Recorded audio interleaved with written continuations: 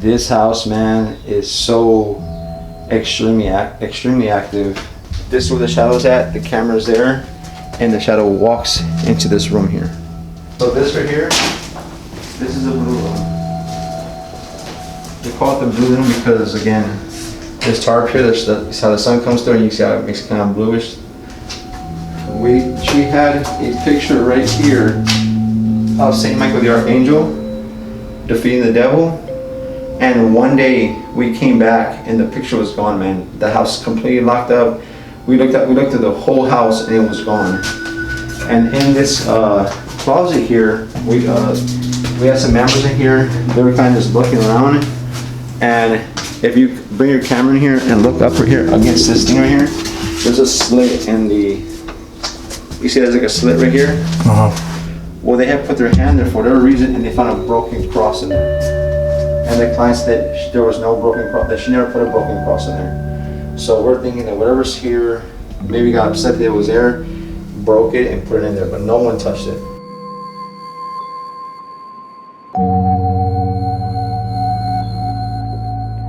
And then so the point right here, where I have my camera in this corner right here, facing that doorway, and you hear what sounds like a young lady or a woman of some kind, like either moaning or crying and singing, coming from the house here. This house is so freaking active, man. Hey, welcome to Too Hard, Too Fast podcast. The podcast where we're filming on location. Actually, in this location, I'm a little sweaty and I'm a little nervous, and I'll explain because we're actually at, what do you call it, Mike? So let me introduce our guest. We have Mike from Midnight Paranormal Society. He's been our guest on the Too Hard, Too Fast podcast before. Really freaked me out, and that was through Zoom. And now we're in person, and we also have Christine. I got it right? Cindy. Oh my God, already messing up. But it's okay. So what would you call this place, Mike? And you can grab the mic. I would call this, I always tell people this is the haunted rental property. Because it is, right? Rental property. That's why I just nicknamed their haunted rental property. So it's a haunted rental property. So the reason I'm sweating is because there's really, the house that we're in is it's gutted. There's nobody living in this location, and or at least I don't think. Right. No one's currently residing in this residence. Nobody that's living. No living person right now. It's a little darker as well, and there's no AC, and so I'm sweating. But I'm also nervous. I don't like playing around with the paranormal activity kind of things, but I think there's a really good story to be shared here, and that's why I wanted to do this. So we'll get started on that. If anything does happen behind us, around us, if I get scared, I'm going to run out. So, but I'm coming in very respectful with this and also very curious. So sit back, buckle up. Let's go Too Hard, Too Fast. Boom. You have to put your seatbelt on. Bam. Welcome to Too Hard, Too Fast. Welcome back to Too Hard, Too Fast. Anything that rolls downhill, man. I mean, old habits die hard, right? It's the podcast by the people, for the people. Well, I'm going Too Hard, Too Fast. We are double fisted on that ass. Only here, Too Hard, Too Fast. Let's do it. So welcome everyone to Too Hard, Too Fast podcast. That's right. Where we go off the rails and George has to worry about it. So here we go. For the podcast of the century. Cheers. I don't know if we want to go with the history first or with the current things, but Mike, you are actually the investigator that has been tasked to kind of investigate and collect evidence. That's correct. So say that again with the little. I'm sorry? Closer. Oh, sorry. So yeah, we were requested here to come into the location and gather evidence and figure out what is going on here, because she's been experiencing many things throughout the years, and so we came in to investigate. But for those who are watching now, the full episode, we're currently live on the MPS page, Midnight Paranormal Society page. So if you want to see kind of behind the scenes when things are kind of being set up, go to our page. And I'm actually live now, but by the time you're watching this, it'll be up, and you can just go back and watch how it all kind of was brought together today.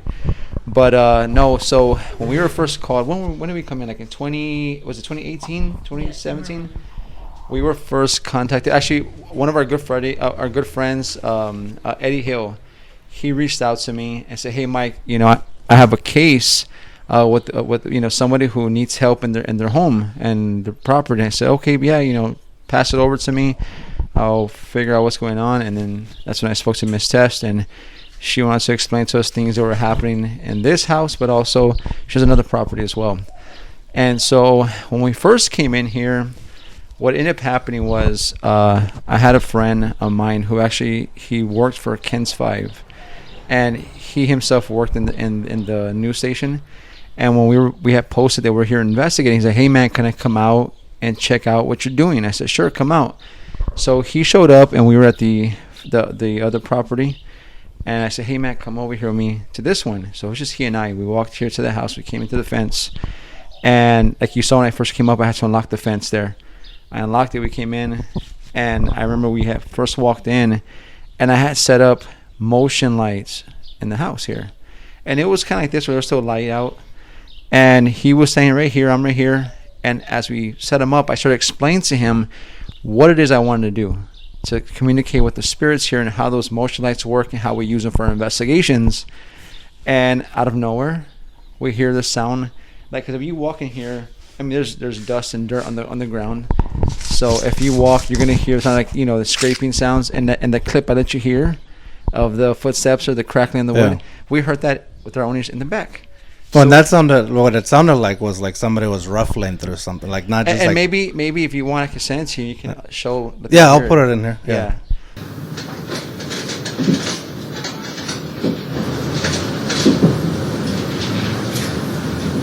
And so I'm on this. If we're saying here, if you're looking at, there's two doors. One that leads, I call the blue room, and this one leads to the kitchen area. The left side and the right side is blue room.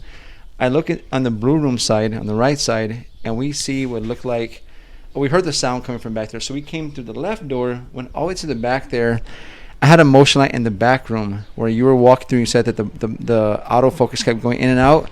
In that room, we were on the room to the left, and the motion light's facing into the it's facing into the room where your camera kept autofocusing. While we're staying there, we hear the sound of like feet dragging or like feet scraping on the floor. And I said, "If you're in there, whatever you are, if you're in there, can you give me sign of your presence? Can you do something?" And all of a sudden, the motion light turns on by itself and is facing into that room. He says, "No," and he took off to this door. He got out. He went back to the house, and I was by myself back there, and all I kept thinking was, "Thanks, man." And I said, "Well, thank you for your time. I'm out of here." And I walked out too. You know what I mean? Yeah. But what was really just kind of thinking about that. So if you're watching the video version of this podcast or this episode, you can see what Mike is talking about because he did give me a tour of the house, and I'm putting those clips up. If you're just listening to the audio, post ni modo. But use your imagination. There was a moment when you took me back there. I was like, "Oh, okay, I'm gonna walk out." No, it's just like it definitely, especially when you say like this room has this room you can feel like there's eyes right in the very back room. Yeah. I feel like there's all these eyes watching you from this back room here. And as soon as you said that, I was looking, and it looked like the windows, and it was the light. But to me, it just looked like two eyes just staring dead straight at me. Right. So it feels like something's just watching you from the back. And so another thing recently that we actually caught, myself and Miss Tess, without even knowing that we captured it, was the shadow from the camera. So the neighbor was gracious enough to allow us to use our Wi-Fi. I told Ms. Tess I'm suggesting to bring in a wireless security camera that I have that we can use when we're not here. I can remote view from home and look at the camera and see if anything's going on, or maybe the camera will capture stuff while we're gone. So the camera it was set up on this wooden thing I had it over there, and it was facing to the blue room down in the room.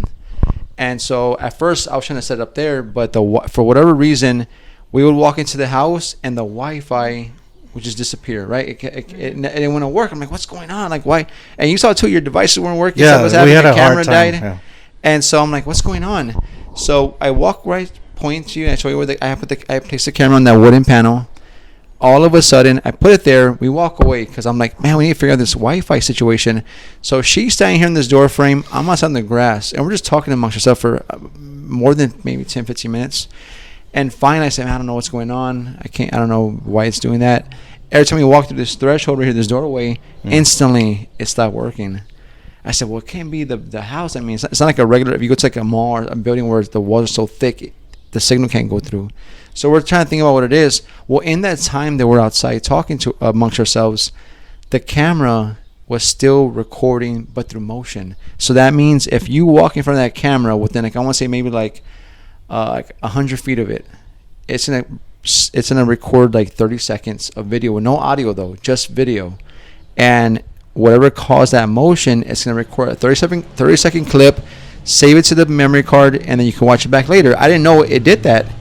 So as I go home, I pull the memory card. I'm like, let me just put it away. I say, let me look at it real fast. I see clips on there, and I'm like, what the heck is this?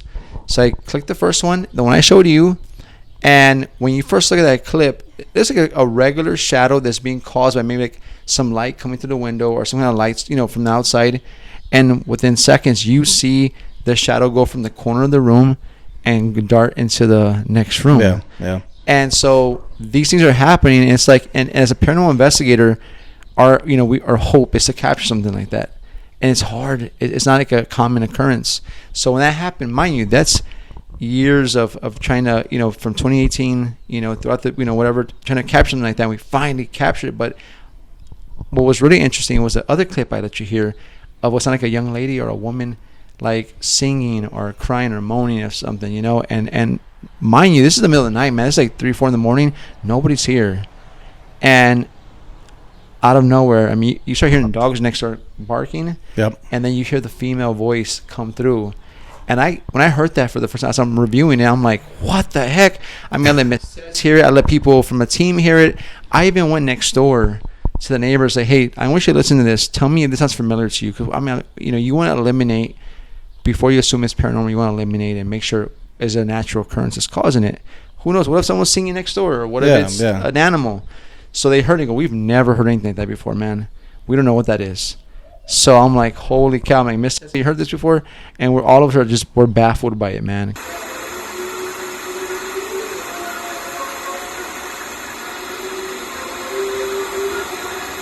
So we caught the female voice.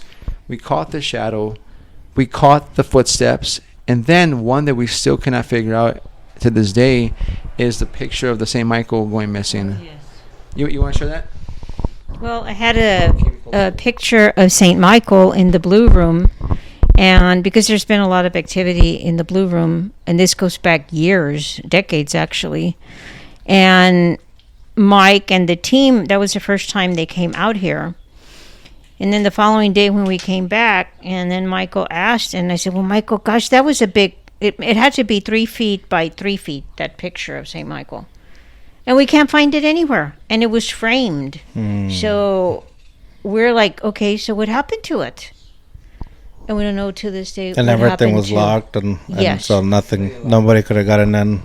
No, I mean, that house was, when you first come in the door, it's completely chained up. Yeah. No, and I saw it, like, if I wanted to bust in, it would take some work. Yeah, and the thing is, if let's say someone broke in through the window or something, there would be signs of glass everywhere where they broke in and came in, but there's nothing.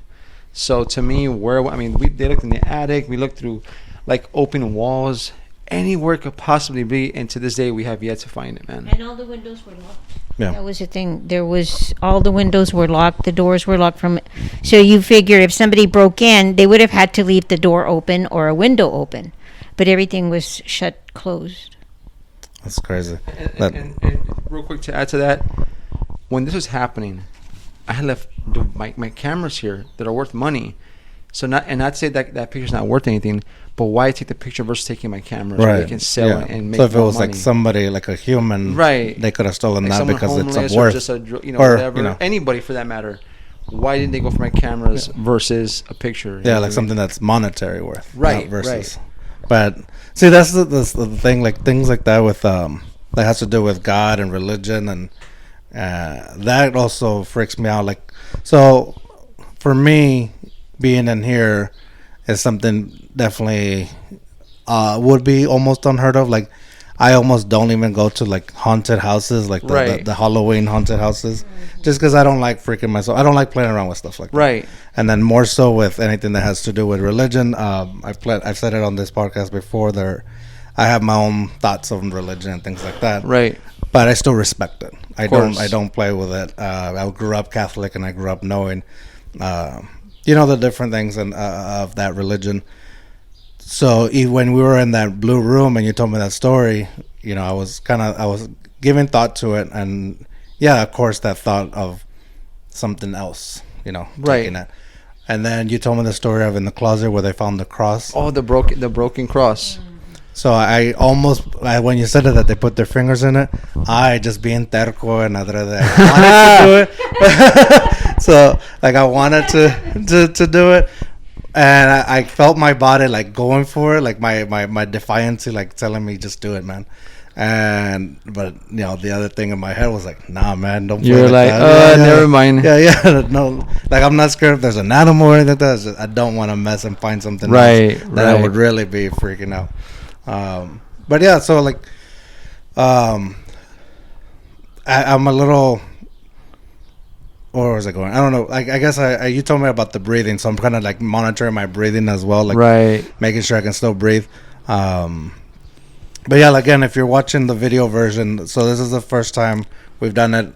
I've done an episode where it's like kind of dark, right? So I'm not sure like how this is gonna turn out or not, but I think it will give a better vibe to like what we see, what we hear. I don't know if the mics are picking up the outside, but it's very lively. The community is very lively, right? But somehow there's a difference going out of the door to where you hear the full community, and when you go inside this house, it's very silent. Right. It's way different, man. Yeah, like it kind of like the sound stops right there at the front door. And so what he mentioned about the breathing thing, the reason why he brought that up was because there was a moment where it was myself, Miss Tess, and one of my good friends, George. We came into the house to retrieve some equipment. Like I said, we leave because here's the thing: when we're here, some stuff happens, but it's more so once we leave and the cameras are rolling. And I don't know if the things here know that there's cameras here, so things are happening more so when we're gone. And so we retrieved the footage. We were in the blue room, and Miss Tess, for whatever reason, decides to sit on the floor or something, and she started praying, or she was doing something of that nature, and all of a sudden I couldn't catch my breath, and I'm like, what the heck? And it's like it was anxiety. I don't know what it was, but I literally had to like walk to the door fast and go outside. Once I hit that grass, it was like if my breathing was back to normal. I don't know, because of what she was doing was maybe aggravating whatever was here, and so it's like, who can I try to, like, it's almost like if you're doing something that's upsetting it, so what can I do to stop her, and how can I stop her? By messing with somebody here, so that way her attention goes from praying, are you okay, like what's going on, and then the praying stops. Yeah. So I was like, let me get out of here, because I mean, think about it. When you fully can't breathe, it's a scary thing. Oh yeah. If I collapse right there, how the hell are they going to drag me out of the house? Mm-hmm. So my thought was, me at least, if I collapse, let me hit this front of this door. That way, if they call 911, they can just drag me right there. Yeah. But thank God it didn't happen. But I told you, I was like, just monitor little things. Not that I want you to keep thinking about it, but if you start feeling something, I need you to get up and walk out and collect yourself, because I don't want you to start, and then you don't want to come back. Yeah. So it's like something to think about, No, for sure. I think so. Going back to like the equipment and the praying, this is like, again, a lot of moving into the in-person podcast from Zoom. A lot of it is new, but so all the equipment is new is what I'm, so, and I pre-plan and make sure everything's working the night before, even the evening leading up to it. And then I get here and everything's like kind of having glitches. Right. Like for sure the camera not being, the battery, like that really first sign of like freaking me out. Like I know it was charged. And then just every little thing, just little things. But you were praying over different things. And again, it seemed to like almost, not instantly, but it allowed either the equipment to kind of help or myself to figure out, okay, this is what's wrong. Or I don't know if it was, and again, there's a lot of skeptical people, and I'm just going to, play that advocate on the other side of like, it could be whatever, or it could just be me, but whatever it was, it allowed me to calm myself down to think through the situation? Well, I think what people don't understand, and if you believe in God, if you have faith in God, a higher being, it's like a quarter. You have one side and you can have the other side. So where there is God, there is also evil, or there is the supernatural. And we try to separate both, but we really cannot, because they coexist together. And the good side of all of this, we had a priest come out from another city far away, and he brought in 2 helpers, and they blessed the whole house. They blessed all the yard. I mean, we blessed everything. We prayed, and we were here like for 2 hours. And I don't think I told Mike this. I don't remember if I told him. So I felt the spirit of a woman, and I did not allow her to take over me, but I could hear what she wanted, and she was crying and crying and crying. And I felt that the woman had done something bad to somebody, and in return, something very bad happened to someone she loved. And she wanted absolution, to be forgiven for what she had done. And the priest went ahead and prayed and gave her, absolved her of her sins. And the woman slowly began to disappear.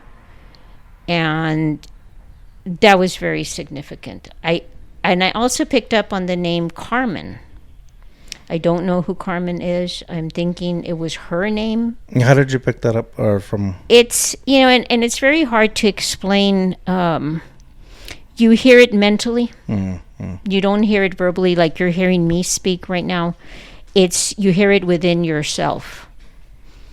And that has happened to me before in this house. When we first bought the house, we had a spirit that appeared in the blue room and asked me for help. We brought in a pastor and the people from the church. It took us 7 years to help that spirit be released, but he was released eventually. And the whole thing was that he asked me for help. So I asked the Monsignor, and he said, well, to me, it looked like the man was in hell, because he was all charred. There was a big pit in the floor, and he had chains on his wrist. And the priest said, go and tell him that... But where did he see this? I saw it in the blue room. But like as a vision, or? I could see it. I could see it with my eyes open. Oh, wow. It did go into a transformation, though, of what happened to the man and how he died. And that's the same room where the picture of St. Michael was disappeared. Right. So that kind of like paints a picture to me of the picture I'm thinking of St. Michael is like where he's standing over him, kind of stabbing him, and it looks like the gates of hell or something, right? That's what I'm picturing. So that's kind of eerie right there. But the response from the priest was, the enemy cannot hold you in bondage. The only reason there's hell is because people don't acknowledge Jesus Christ as their Savior. The minute they acknowledge Jesus as their Savior, the enemy can't keep them. He has to release them, because we've all been saved. That's why Jesus died for us, to save us. All we have to do is accept him as our Savior, and no entity can have power over us. Now, do they continue, to attack us and, bring chaos in our lives, disrupt us? Yes. Yeah. Well, that's a different realm. I think that, a lot of opinions can come from that and from the internet. But kind of going back to the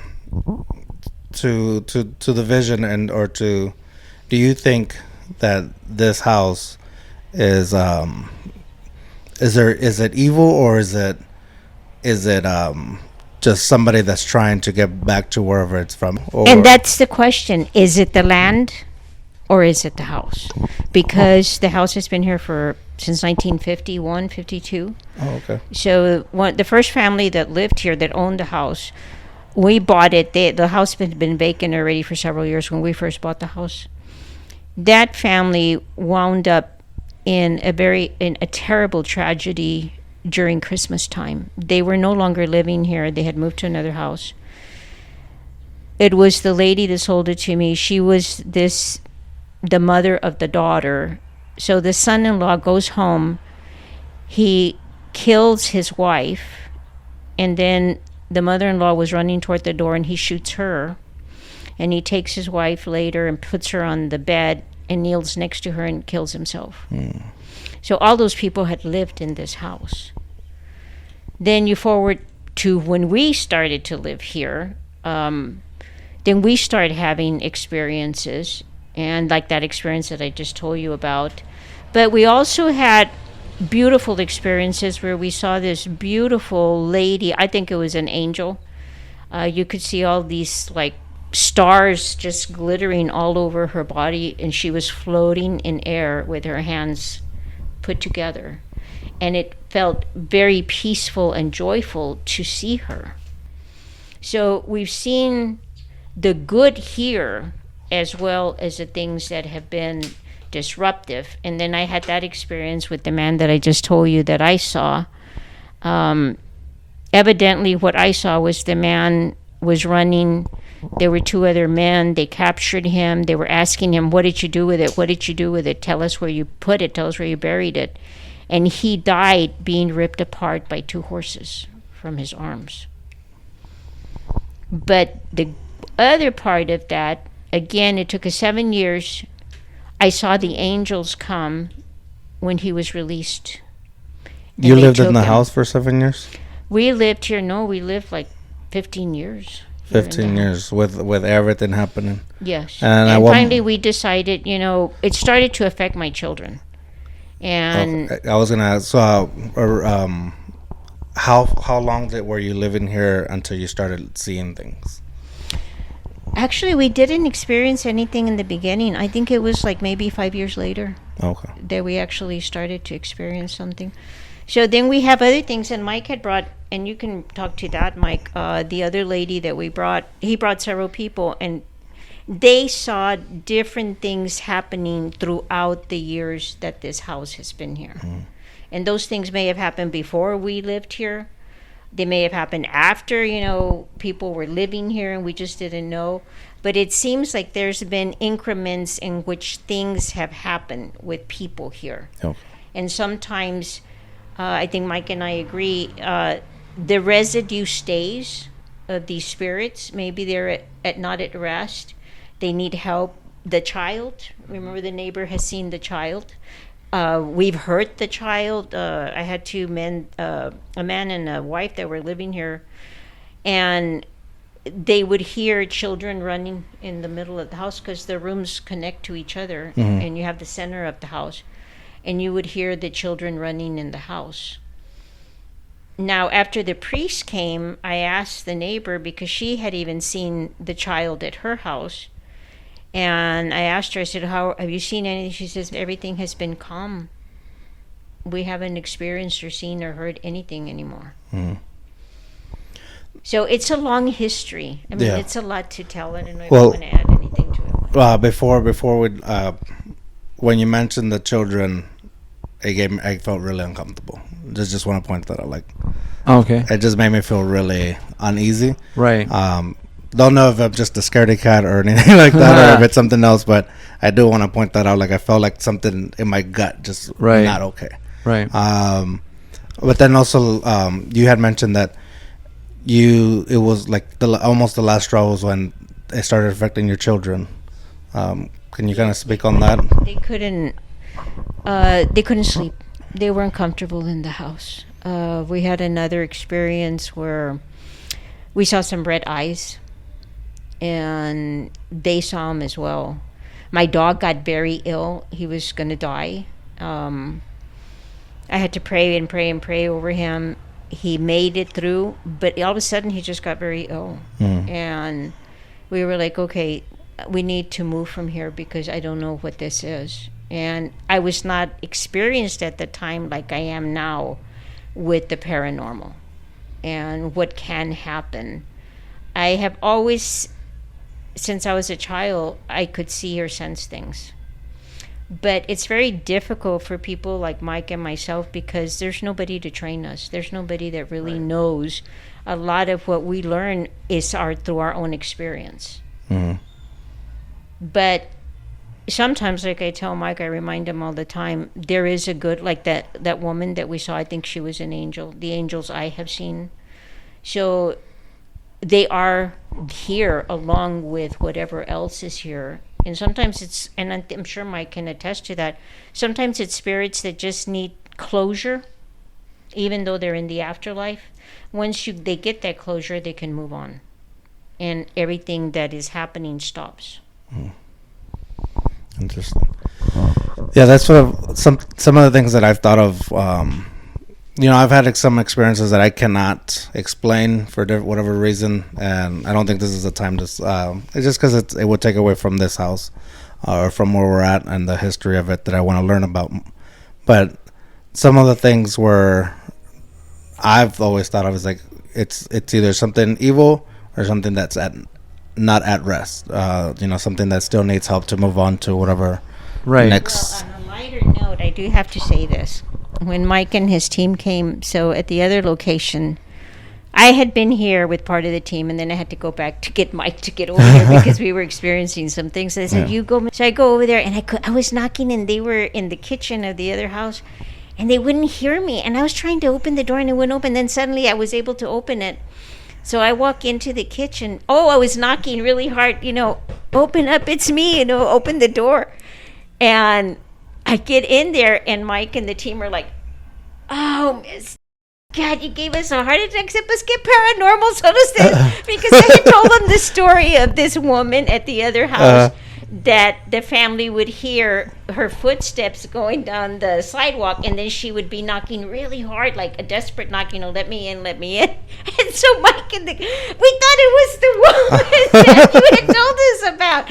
I said, "Oh my God, you guys, you cracked me up." But that's, these things do happen. We laugh sometimes among ourselves because we scare ourselves. And it's not anything, it's just one of us. Well, yeah, like earlier we were setting up, there was a car that passed by or something that just shined the light into the house, and I was looking at just the corner of my eye. I see the light, and I went, and I looked at him. He looked at me. He started laughing at me.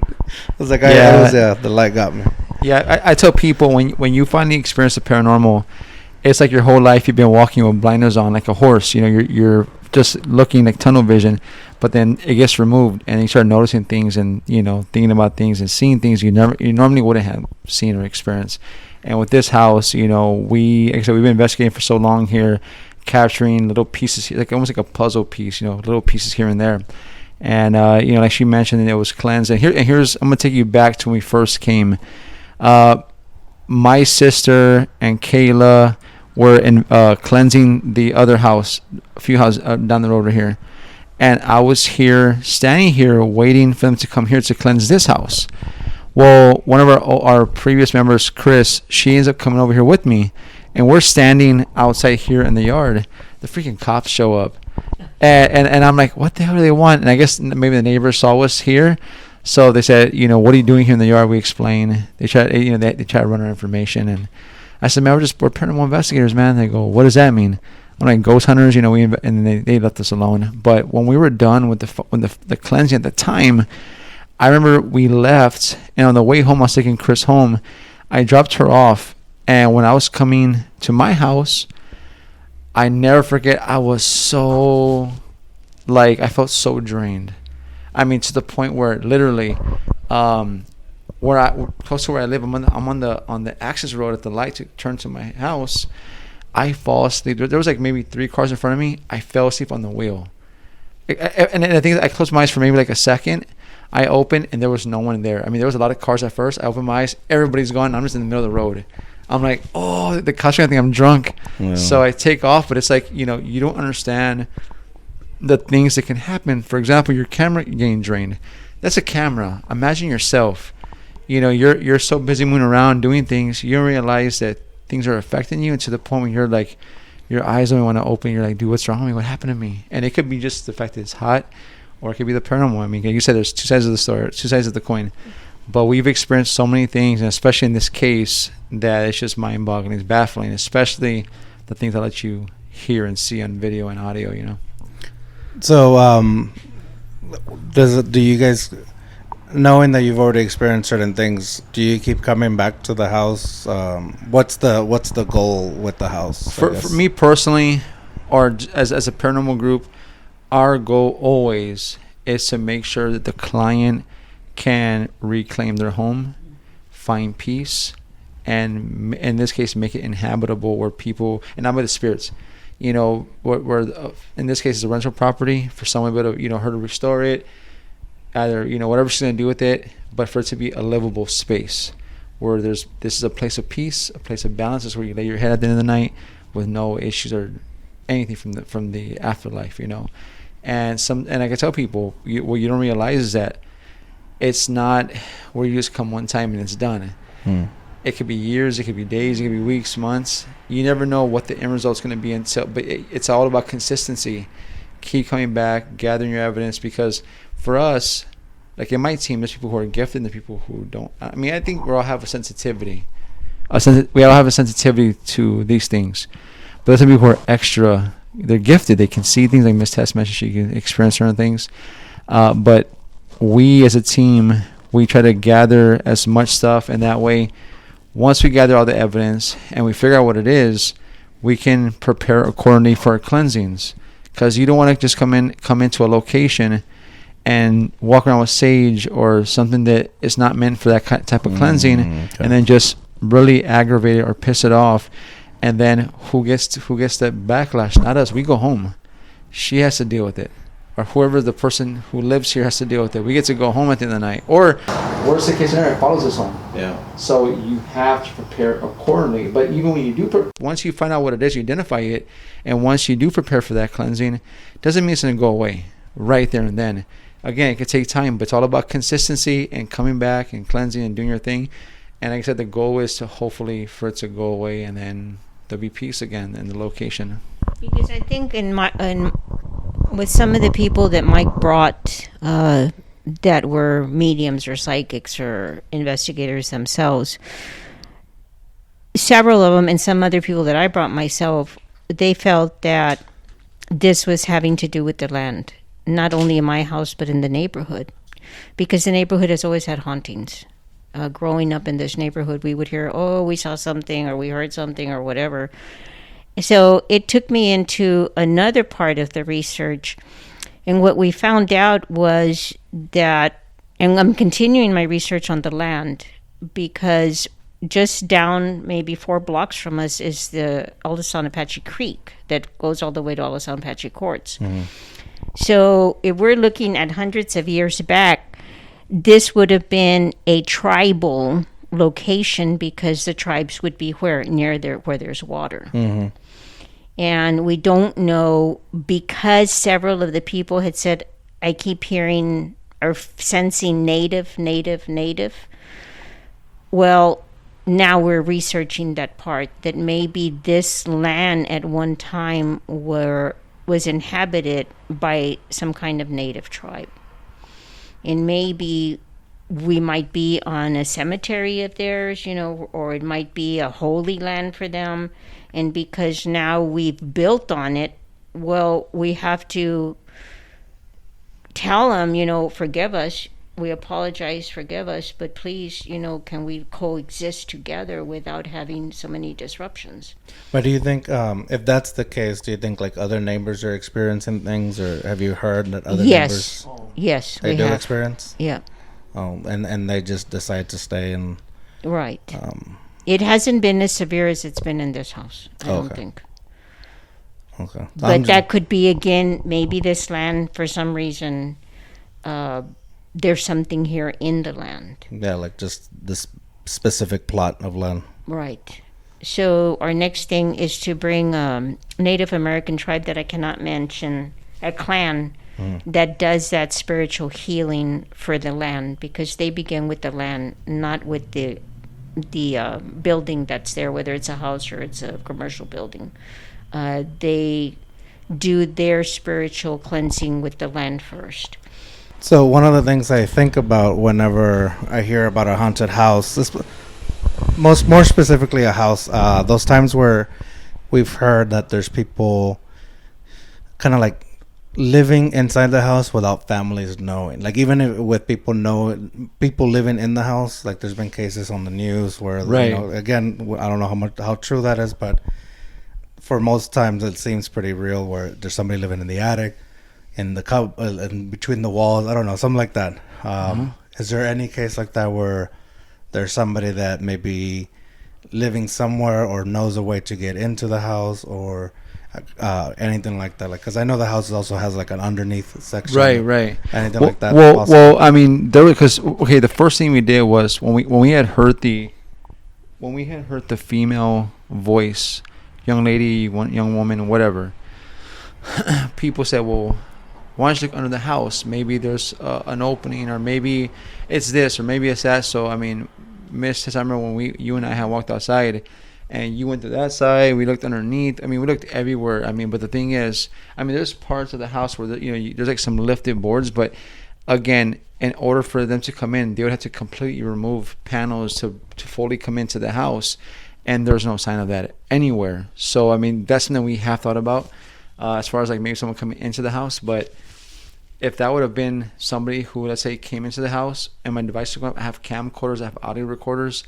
First of all, you're gonna hear the ruckus, but then you're gonna wherever the camera set up, if it is able to capture that, I guess, part where they're coming in, it's gonna cause a lot of loud sound that the cameras are gonna document while we're gone, and then of course there's gonna be a sign of them coming in, but also leaving, because they can't. Once they open it, they're not gonna be able to close it completely and take off. You know what I mean? But here in the house, if you go look in the attic is so small. Like I don't think I could fit in there, cause it's so little. So I mean, and even if they did fit in there, you saw how it is. We were here for a little bit and we were sweating bullets. Yeah. So if someone's just living there comfortably, that I don't think that would be possible. You know what I mean? But I mean, it's something to think about. Yeah. But, no. It's just something I had to ask about. But I'm being real serious when I'm like saying the uncomfortable feeling of it, and I don't think it's just the story of it. There's something I can acknowledge that there's a different feeling in here. Like I for sure. Well, I can say with Mike and the team, he's very good at trying to debunk. Okay. Because that's your first objective.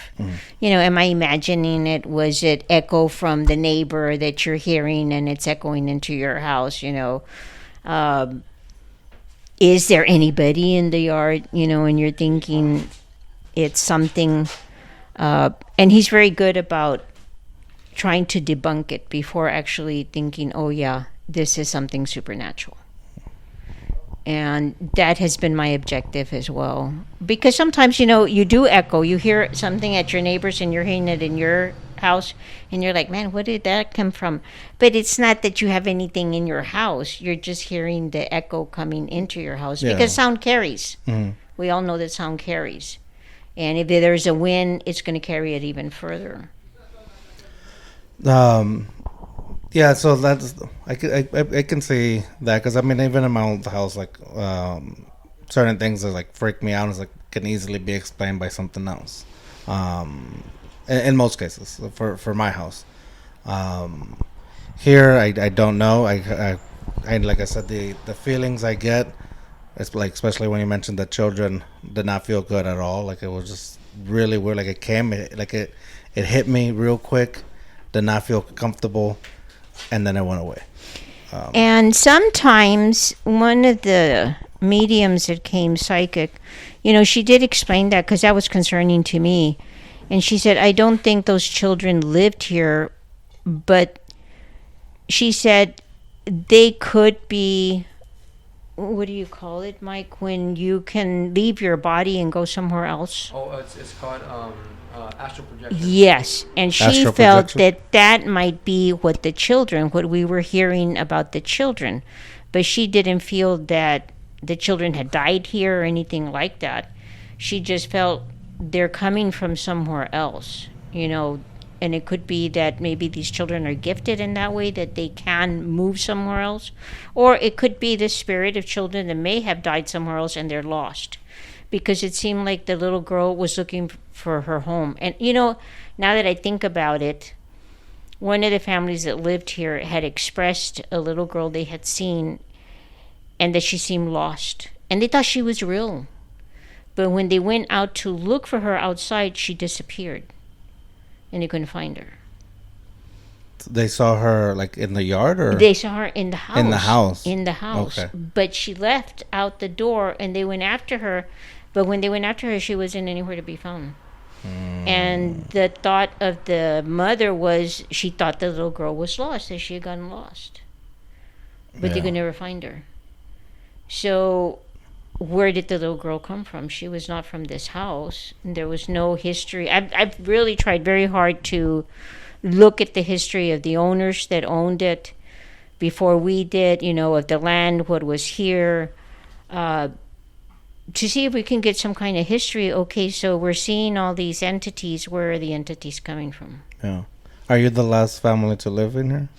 No, I had, because this is a rental, we've had several families live in the house. And they all seem to have the same experiences? They all or had different, some kind of some experience? kind of experience with the house. And But they then I just- had one family that didn't experience anything, Okay. that lived very well. They didn't tell me about anything at all. And usually they'll be here for quite a while before they actually begin to feel uncomfortable or see things like that family that saw the little girl. Yeah. And then now, since everything's locked up, like you're not renting it out to people anymore. No. Or just I'm because not- out of safety reasons, or For safety, yes. I don't want anybody to cause them any kind of discomfort. I have to get to the bottom of this, and that's why now we're looking at the land. If it is the land, something is buried here, or we need to bless the land, bring it to peace, whatever it is, so that this stops. Because we've had some horrific things happen. Also at Christmas, I was telling Michael several years ago, I'm sure you saw it, at the corner right there, a van was hit by a truck, and the whole van exploded. Oh, wow. And it killed 4 of the family members. Then 2 weeks later, there was another accident at the corner. Then we had a young woman was killed to my right. So we've had a lot of things happening in these 2 blocks. so, And that's what leads me to believe maybe it's the land. We need to bless the land. So when Mike told me the location of this area, it's my wife is from the West Side, born and raised. So she kind of knew the area, and she was like, "Oh, you're going over there." So, and it's not like say like towards the people or anything like that. It's just like there is a weird vibe. And I'll tell you this: I moved to, I guess you can say, to the West Side. I came to Our Lady of the Lake University for college in 2005, and then I've driven down this. We're not gonna say the location. Oh, I guess we did, since we're sitting on the West Side, so that's how close we are to the Our Lady of the Lake, or close by. But up and down the road many times. Maybe not this little one, but one of the main roads here. Right, around us. right. But there's always been a weird feeling, and this could be nothing. This could be completely nothing. This could just be me, weirdness and all that. But there's a certain section of that road that I travel that just kind of like irks me. It's just like, ugh. And I've never thought about. I never knew, obviously, the location is nearby or this, but it's just something about the little section. And it wasn't until I was driving here, I was like, this is the exact same area that I've always felt weird coming between up and down the road for whatever reason. So it kind of just puts things into perspective. It kind of just makes me feel a little weird of the situation. I don't know. I can't explain it, but for years I felt that about that one main road in that little section. Just really weird about it. And can you imagine all these years that you've been feeling that, and then you get to be here with us tonight? Now I'm here, and it's like it drew me in. Yeah, it drew me in. Maybe it was a little what was to come. You know what I mean? Yeah. But one thing I'm gonna add, and I don't know if she mentioned it when I stepped out to make an emergency call, or not emergency, but a call. One of the things, like she mentioned about the land, right? So we had that question: is if it's the land, is it Native related, Native American? Is it, because one thing she did mention was that in her vision, they said, where did you bury it? So what is this thing that was being buried? What was being hidden? So we were thinking, well, maybe something there's buried in the property somewhere. We don't know. So one of the things that, one of my members mentioned was that he had a friend who had cadaver dogs. And if you don't know what a cadaver dog is, they train these dogs for many, many years to go to, it could be stretches of fields, it could be anywhere. And they can smell, I don't know how far down, like decomposing bodies, or just they've been there for many, many years already. And if they sniff that, if they sense, because remember, when you're buried way down there, things still travel to the top, the scent of the body. So the dogs smell it, and the way that he explained it was, say they're walking in the field and they detect a dead body, they'll lay flat down and they will not move. And then that's what it's buried. So then they call the cops, they have to report it, and they'll come and excavate it and see what it is. So Miss, come over here, brought the dogs here, nothing. Went to the other property, and then, is it on the same property, the little empty lot? Is it separated, or is it the same? Okay, so there's there's the other home and a separate lot. Well, these dogs, just to kind of add, they were trainee dogs. So they were still in training. They weren't like master of what they do, but dogs they can smell. But he teach them to smell that specific thing. So these dogs are still training. He took them through the yard, and my heart sank. My heart sank because the dog's walking, and then boom, he lays flat down. My heart was like, oh, there's a dead body. But what it came out to be was he wanted a treat. He tried to trick us to think there's a body there, and he turns like this, because when they find a dead body, they don't move. There's boom. But he tried to, like with the little wagon, so like, can I have a treat? Yeah. And it was a false thing. But man, we're not sure. Well, yeah, we're right. Another team in. But at that moment, my heart sank, man. He kept circling and circling and circling. And then he sat down somewhere else, which was near the area. And then he came back and he kept circling and circling the area. He sat down. Then he got up. Then he came and he sat down. And when we asked the trainer, he said, no, if it's a true event, they can't get up. They won't get up until we ask them to. Right. So when I found another group that does this cadaver training, the trainer there explained to me that not all, because these dogs go and find missing children, missing people. They go all over the United States. And you can have a team of 5, and only one dog will find it and the others will not. Okay, so it's not always. So it's not accurate, So we're bringing another team of cadaver dogs to see if that team will do the same thing that dog did. Okay. Yeah. But again, it's like a process of elimination. You're trying to tie all these pieces together. How do they match up to make one big picture? Yeah. And so for people who are wondering about this sort of thing, as an investigator, you're trying to piece together evidence and this and that to say, okay, this is how it all ties in together. And this is the ultimate picture of what is the ultimate contributor, if you will, of why activity is happening. So let's say they do find, and that's only for that site though, because if there's a dead body over there, it's different. But ultimately, besides the dogs, I believe you mentioned you talked to a company who had those. Yes. Tell them about the company. They're going to bring their what they call their sonar, where they can actually go like 10 feet down and see if they can pick up anything that might be there. Now, this would not be looking for dead bodies. Yeah, it'll look for if there's maybe a metal box, something that was buried, or where'd you bury it? Yes. So that we can either debunk that, or maybe we will find something we don't know. But going to a funny story, so. Now, if it's treasure side, and you and Mike kind of disappear and go to the go to the playa, and then then we'll know that there was some hidden treasures. So, San Fernando Cemetery number 1, which is near Luzon, Apache. Uh-huh. So there's always been sightings there around. Again, that was where Santa Anna and his men camped before they attacked the Alamo. So that area of Luzon, Apache has always been haunted. So these kids were like, yeah, we're going to go to the cemetery, man, because they say they see an old man there. Everybody says they see him. So they're there at midnight. And all of a sudden they hear, hey, you woke me up. And they were like, oh, heck. And so this man who was intoxicated gets up. He was sleeping at the cemetery, and they're like running. He said, "Mistress, I don't know how we didn't knock ourselves down on the stones there because man, we were running. Yeah. You know, we were ready to get up." He said, "Oh my God, we actually saw them. We woke the dead up." You know. Yeah.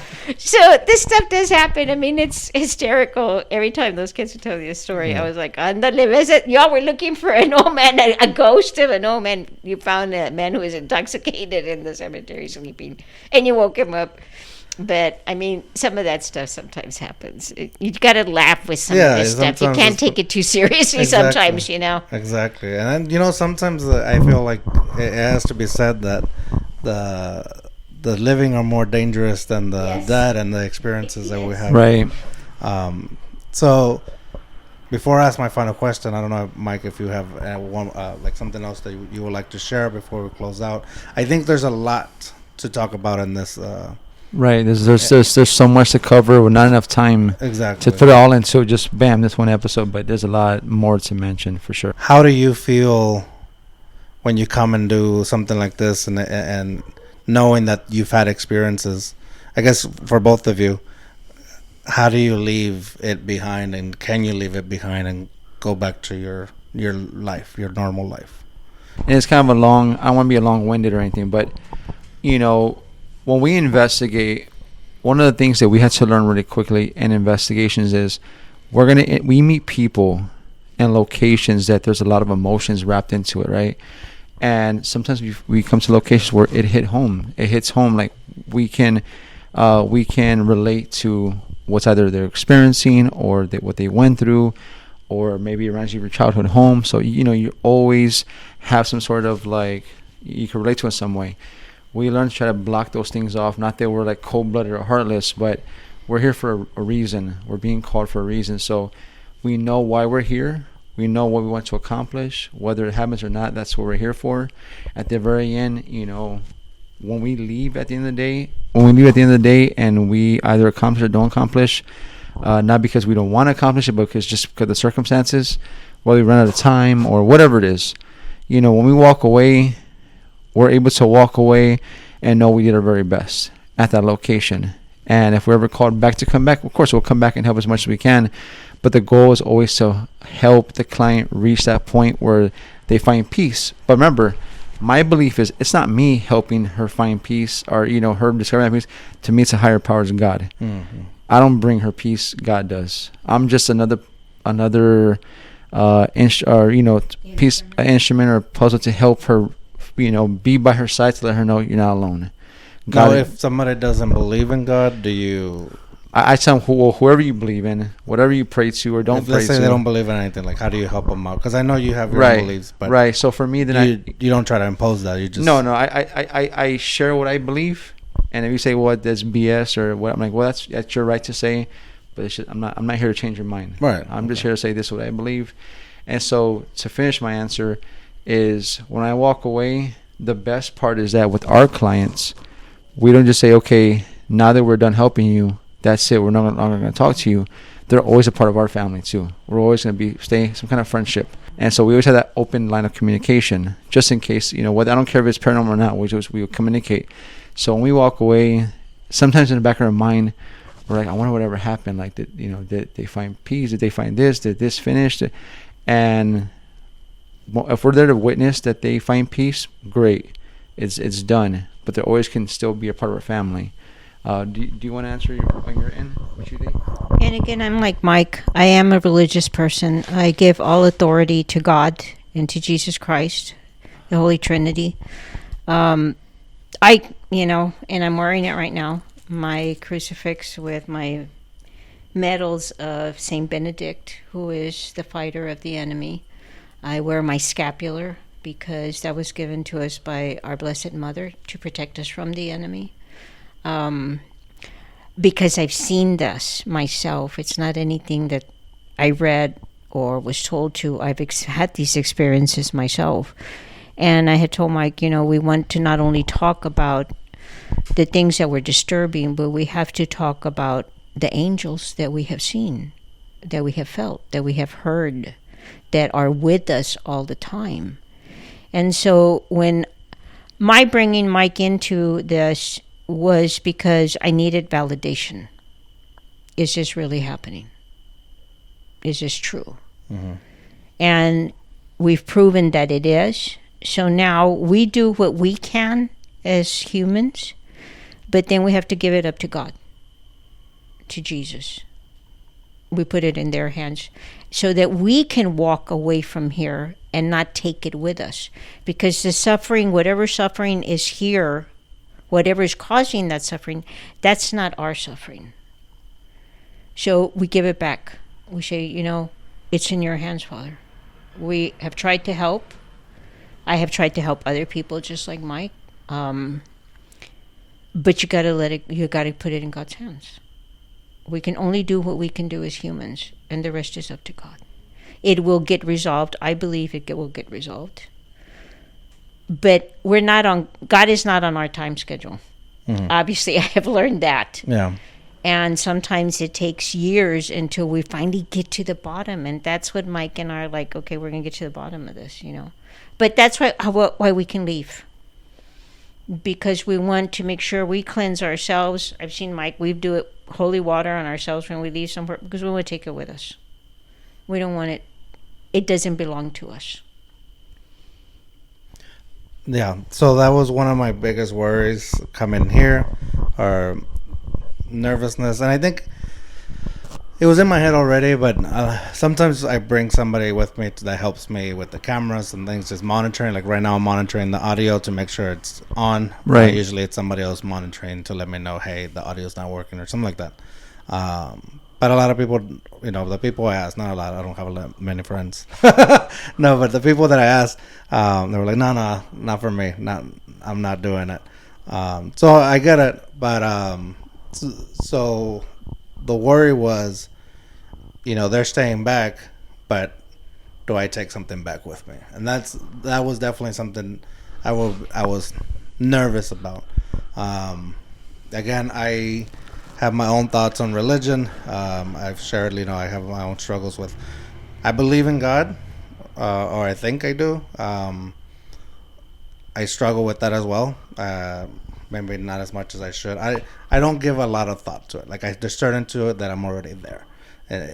I don't know, but I don't want to go too much further in that section. But I just want to. The reason I'm talking about that is that on the way here I did pray. Probably on the way out I'm gonna pray. I will bless you with holy water before you leave. And I will respect that, and I will take that, and I would really, but. Whoever's watching this that doesn't believe, I also, that's why I asked other questions to beyond the belief, because there's people that don't. So right. My job, I feel like, it's the different perspectives. I know a lot of people that do know me will be like, he always jokes that he doesn't, or certain different jokes. Anyways, well, if you look at history and you look at all the religions of our earth, so to speak, of different countries, everybody has cleansings. Mm-hmm. Because everybody has experienced something, whether you're Buddhist, Hindu, whatever you are, Muslim, whatever. They have experiences because we're human. We've lived for thousands and thousands and thousands of years. Mm-hmm. So there is a cleansing in every religion, some form of it. Yeah. Because nobody wants to take anything with them, Yeah, and that's what I asked Mike too on the way, or leading up to this. I was like, do I need to do a limpia or something? But the way I psyched myself in more was like, I'm doing something. I feel like this is what's good to put out. Like it's a good, not just a good story, but it's a beneficial story of this stuff is happening, this stuff happens. Right. It's happening in our own backyard. I'm from the west side. I live in the west side at Puro Pinche Hueso. I say it all the time. But so this stuff is happening in our backyards in different places. Right.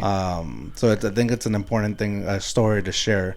And if I can ask something real quick, the one thing that I really appreciate and enjoy about this is that as you can say, storytellers, sometimes, we're sharing stories, and, we have podcasts that we share experiences, or whatever the topic is, we're sharing a story or an experience. It's one thing to sit at the comfort of your own home, and the comfort in a safe place where, you have the AC and you have your lights and you have this, and you're all kicking back at home, talking, laughing, whatever. But how often do you, like for me, I share all the time on my podcast, stories about our investigations, locations we go to, but how often do you get a podcast where you're at the location that you're talking about, having the client who was going through it, having the team that got to be there to collect the evidence, and then witnessing, being in the atmosphere. Heard something over there. I don't want to stop you, but I don't know if anybody else heard it. There was something that I heard like in that direction. Not gonna give any mind to it, but I definitely heard something. Was it una rata? It was right. Well, no, it was like a. Listen, clink. if it's a rat, I'm gonna run. No. I'll jump over the table and I'll run out. A rat is worse. No, I'm not. It was like a clink, like a. Nah, that's too loud. It was like a soft clink, that direction.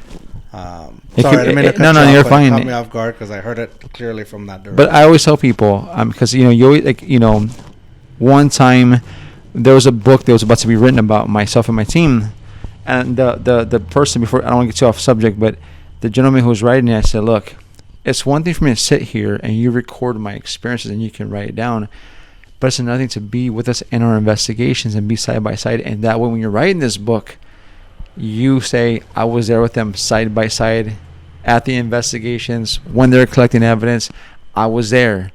So you have that experience. You can relate. And so with this podcast, it's you're adding another level to it. Yes, we're sharing the story, but you yourself get to be here, smell the smell, see what's here, and hopefully experience something. Just so when you do go home and you do post it, and people are watching, you can be like, man, I was there. Yeah, like, I was there. Even though you didn't investigate, but you get to sit here and be a part of the client, the team, and the location, Yeah, the feel like and the opportunity to actually talk to, because right. I've talked to Mike before and he told me about different clients, and I can put a mental picture in my head about who he's talking about, but to actually meet somebody that had the experience, it's an honor. And again, thank you for that. Thank you for inviting me. No, again, I'm truly honored that you gave us the opportunity for this. But I don't know where I was going with that. I'm still thinking about that clink, man. No, you're good, man. You're good. Just wait till it calls your name. Yeah, no, hombre. I'm like, if you're here in the house, can you call his name and he'll go back there with you? Say by the himself. podcast name. Too hard, too fast.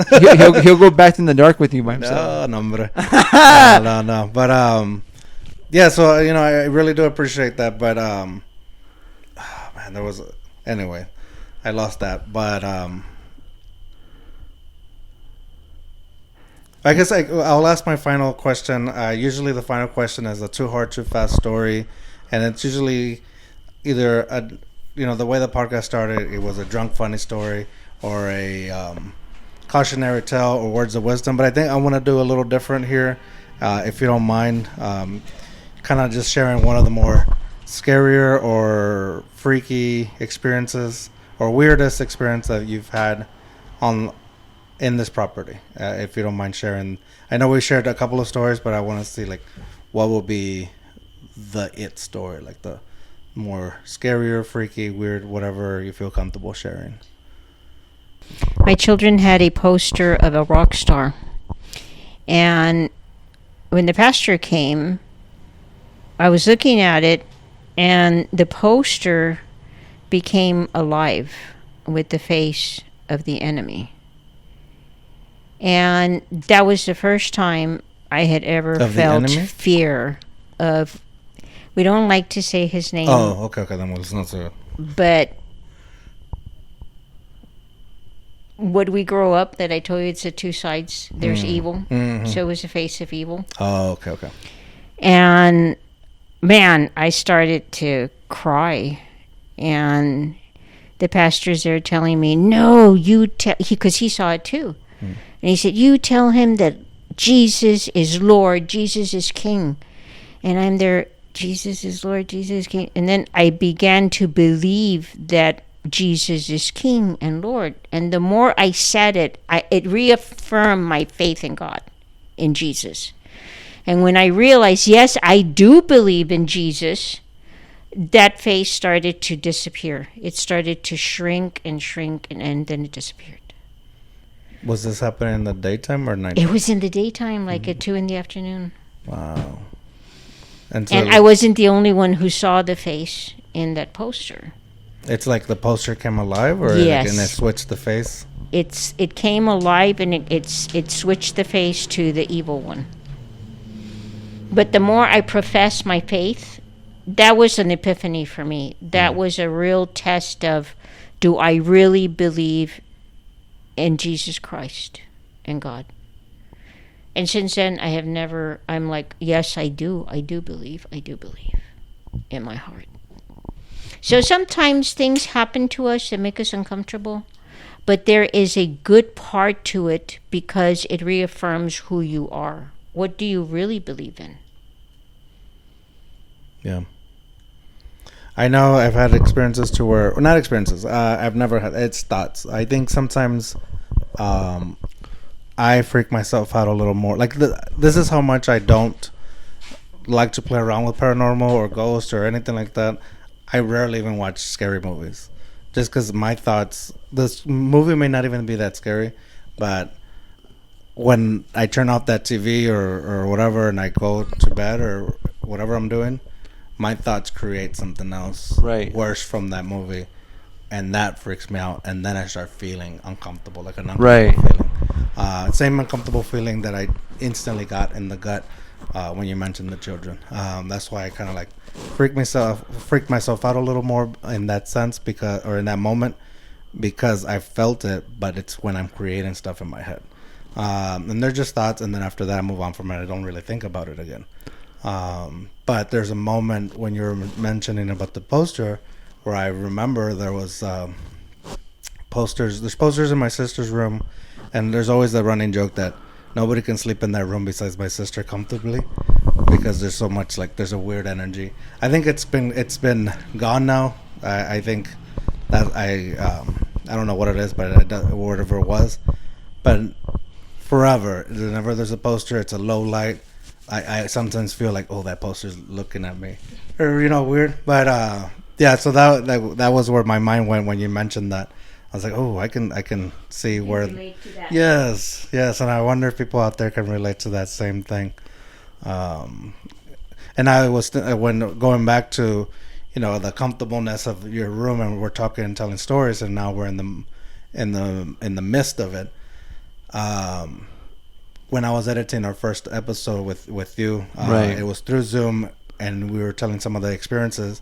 As I was editing, I felt stuff uncomfortable around me. It took me forever to edit because I had to pause, take a break. Right. But that's because I'm also a scaredy cat. Right. So so I think editing this probably gonna freak me out. Well, see, one thing that I think about, right, is one thing people don't realize as a paranormal investigator. You're walking to a location, you're being told what the person's experiencing, and you as an investigator, you're coming into the location, and you're trying to go and have that same experience or greater or different. And when we come into these locations, we're working in the pitch black. There's no lights, there's none of this stuff, and you're in their time and space, and so one thing I think about is this. When I'm in here, you have, whether you're, whatever you believe in, you better pray to it real quick, because you're going to get humbled really quickly. Mm-hmm. Even though your intention is you're here to help, even though your intention is you're here to get answers, you're called here. But again, none of us truly understand the other side until we probably get there. So while we're here trying to figure it out, we don't know what we're really talking to. We could think you're hearing a child and it's something else. And so the stuff I share with you, the footsteps or the movement, the girl's voice, think about that for a second. That was captured with the recorder or the camera. So it's here. Mm. So when we're standing here talking to the dark, who knows what's there listening to us? Yeah. And I wonder in my mind, as I'm standing here looking to nothing, into darkness, I try to imagine, like right now, this light, you're seeing this light that's on us. Imagine staying here and then you see a little kid's face just No, man, that's exactly. I've been looking that direction a lot. Or it's like we don't know what's there, but then when we're gone and our equipment's rolling, the movement, the person crying or singing, so it's there. But it's a matter of like, imagine, it's one thing to hear it, but imagine being here when that's happening. Imagine standing here, you hear those footsteps over there, or you hear the woman's voice singing. I mean, your body goes into this fight or flight mode. You're going to run towards it. You're going to run the hell out the door. And I've met people. I had an ex-member of mine who, he was an atheist. He didn't believe in God. He didn't believe in a lot of things. I told him, listen, man, I will never push God onto you. I'll always, if you're the day you say, hey, Mike, I want to get saved or I want to believe in God, fine. But I'll never force you to believe in my beliefs. Never. I said, but one thing I'll tell you is this. When you're in a situation where you're messing with the spiritual aspect, you're going to experience something, and the first thing, I don't care who you are, you could sit here and say, I don't believe in God, there's no God, but excuse my language, when shit's hitting the fan, the first person they're asking for is God. Everybody, I don't care who it is, please God help me. No, okay, you didn't believe, you know what I mean? And so with this guy, he had an experience that shook him to his core, and he believed in God, and he went and got saved. Not to say that everybody has that effect, but it's like when you're in these situations, it's like you know, you're dealing with something we truly don't know, because you can't see it, you can't feel it. You know, it's not like if you're a firefighter, you're gonna go to a burning building. It's there. We're coming to a place where who knows what you're talking to. And so, for me, when we're doing this, and let's say I post something and someone's like, it's nothing. I'm like, do you know what I had to go through to capture that? I was in the pitch black, away from my family, away from my kids, whatever, trying to capture them in the middle of the night. Yeah. Well, I could have been home asleep, but I was here trying to help. You know what I mean? Yeah. So it's like, it's a lot that we go through. What we do, it takes a special kind of person to do this, because not everyone's meant to experience or feel this or, you know, be a part of it. But I'm very grateful for the people I've met, like Miss Tess, the places I get to see, the things I get to capture. Because you tell me right now, would you be here in the middle of the night, 3 in the morning? No, definitely not. Trying to capture. I'm looking at my watch. I'm getting ready to go. The later it gets, the darker it gets. So it's like, I mean, until you come do this, it's like people will never know until you're here doing it. It's crazy, man. No, and I truly appreciate the fact of that. Like, it's not lost on me. Like, where I'm at and what I'm feeling, and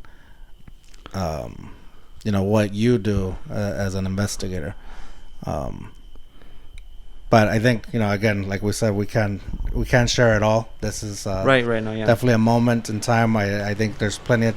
I would love to do this again. And I say that very cautiously. I still need to put out this episode and to make sure that, you know, I'm open. Right. But real quick before we close out, where can people follow you? So if you want to follow Midnight Paranormal Society, you can go to Facebook. Just search Midnight Paranormal Society. The picture you're going to see, you'll say MPS. Have the silhouette or skyline of San Antonio. You can also find us on Instagram, Midnight Paranormal Society. You can also find us on TikTok. And if you want, he's going to share. I'll send him the clips of the shadow, the woman singing, and anything else he needs for this podcast, for this episode. But if you want to see yourself, go to TikTok and look at MPS Founder Mike, and a lot of the videos are there on there that you can check out. And yes, and if you ever have questions or concerns, you can email us to paranormalmps@gmail.com, and you can email me and I'll answer any questions you have. Perfect, man. I appreciate it. We've gone too hard, too fast with Midnight Paranormal Society in I guess haunted location. Right. Again, thank you very much for allowing us to be there. You're welcome. Thank you. And now it's it. Remember, dare to be you, dare to be weird. Bye.